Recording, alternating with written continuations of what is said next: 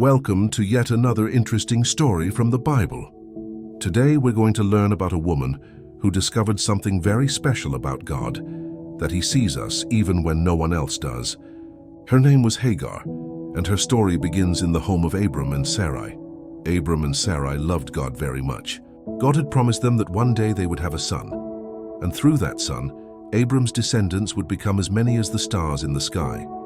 It was a beautiful promise, one that filled their hearts with hope. But as the years passed, nothing seemed to happen. Sarai remained without a child, and she began to grow sad and impatient. Every morning she would watch the sun rise, and every evening she would look at the stars, wondering when God's promise would come true. One day, Sarai had an idea. She thought perhaps she could help God's plan come faster. She had a servant girl named Hagar, an Egyptian who had been with her for many years. Sarai called her husband Abram and said, "The Lord has not allowed me to have children. Please take my servant Hagar. Maybe I can have a family through her." Abram listened to Sarai and agreed to her plan. Soon after, Hagar became pregnant. But when Hagar realized she was going to have a baby, she began to feel proud and looked down on Sarai. She forgot that Sarai was her mistress and began to act as though she were more important. Sarai became upset and angry. "This is all your fault, Abram," she said bitterly. "Now Hagar despises me." Abram replied gently, "She is your servant. Do with her whatever you think is best." So Sarai began to treat Hagar harshly. The work became harder, the words sharper, and the tent no longer felt like home. Hagar's heart was full of pain. She couldn't bear it anymore, so one day she ran away into the wilderness. The desert stretched out before her, dry, hot, and empty. The sun beat down on her back as she walked, tears streaking her face. She didn't know where she was going. She only wanted to get away from her sorrow. After a long, tiring journey, she came to a spring of water in the wilderness and sat down beside it. She was alone, frightened, and unsure of what to do next. As Hagar sat there, something incredible happened. A voice spoke softly to her. "Hagar, servant of Sarai, where have you come from and where are you going?" Startled, Hagar looked up.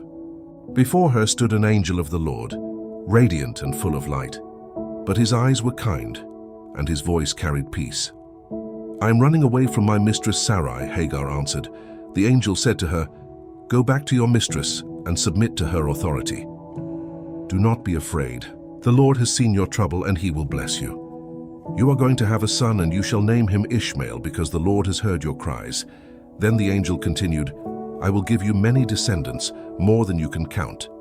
Your son will be strong and free like a wild donkey, living in the open country. Though life will not always be easy for him, he will survive and grow into a great people." Hagar listened in amazement. In the middle of her sadness, in the middle of nowhere, God had found her.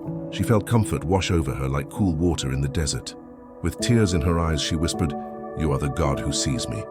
She gave the place a special name, Jehovah El Roi, which means the well of the living one who sees me.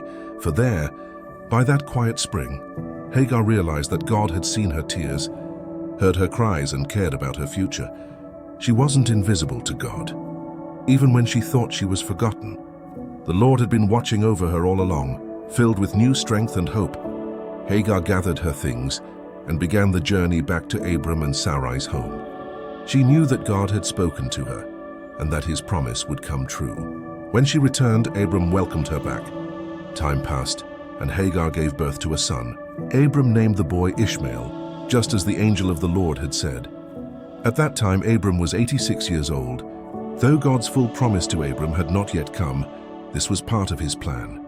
Ishmael would grow and become strong, and years later, God would still keep his greater promise by giving Abram and Sarai a son of their own, a son named Isaac.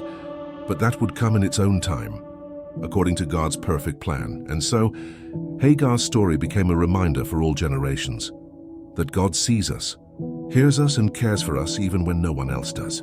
He sees the tears that fall in secret, the fears we carry, and the prayers we whisper when we feel alone. Hagar's words echo through time, "You are the God who sees me." When we feel forgotten, we can remember Hagar's story and know that the same God who saw her in the wilderness still sees us today. He is El Roi, the God who sees.